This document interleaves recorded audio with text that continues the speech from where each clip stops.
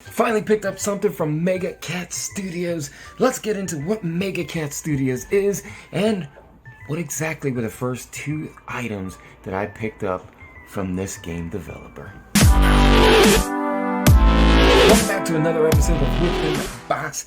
I'm going to try to make this a little longer than a short video, but before we get into these boxes, I'd like to say don't forget to let me spend my money so you don't waste yours by hitting that subscribe button. And if you're interested in keeping informed of new videos such as these, don't forget to click the bell. Let's get into this. Mega Cat Studios, they are a indie developer that also releases physical releases of Sega Genesis, NES, and SNES games, and I finally purchased two games from them. It's been a long time coming. I've been wanting to pick up stuff from them for a while. I have a long list, and at some point they're going to get scarce and I'm not going to be able to do it, or I'm going to pay an arm and a leg from eBay. And I finally got two games, one from their website, one from eBay. Let's go ahead and open the boxes, see what two games I chose, and while I'm doing that, in your mind, try to guess and see if you get it right. Go ahead and open it. Got my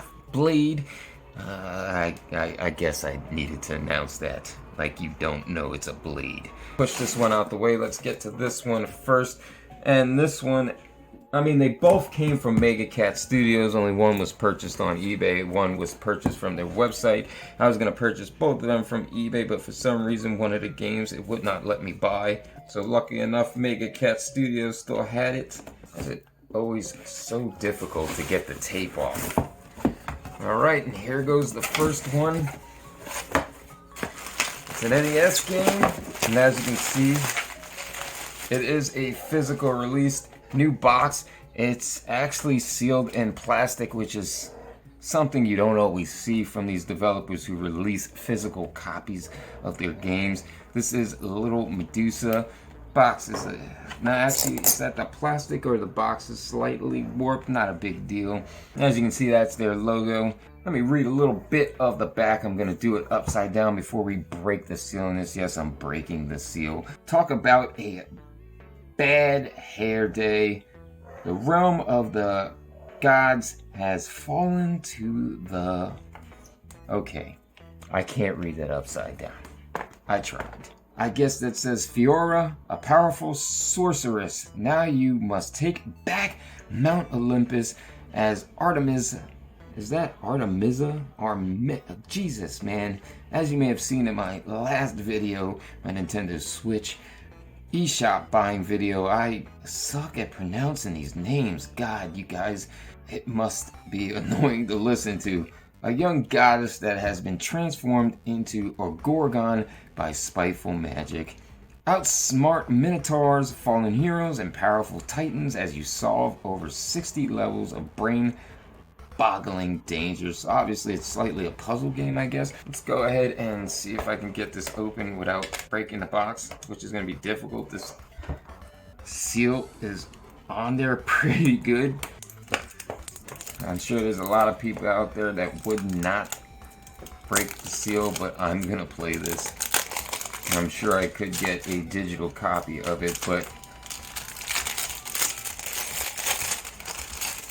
I want to see what's actually in the box. The lettering on here is embossed, so that's kind of a nice touch. Let's see if I can get this open without messing it up. There's already box wear on it, and it's brand new.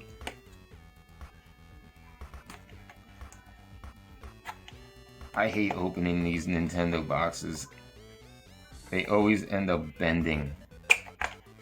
No matter what you do, I bent my Magic Mage's box doing that. And here's the cart. It is white. The label looks to be of really good quality. It's cut right, unlike your Chinese repros. And it seems to be stuck on there pretty good. I mean, there are some imperfections you probably won't see on camera. It uses gold screws. That's kind of a nice touch. And you do get a manual here, full color. That's always nice to see. Shows the heroes there. I guess you can be different heroes. I thought it was just the one Medusa. And here are some of your enemies. Cyclops. What is that? The Centaur. And it has a serpent. It's also villains that looks like Maleficent. I always say her name wrong.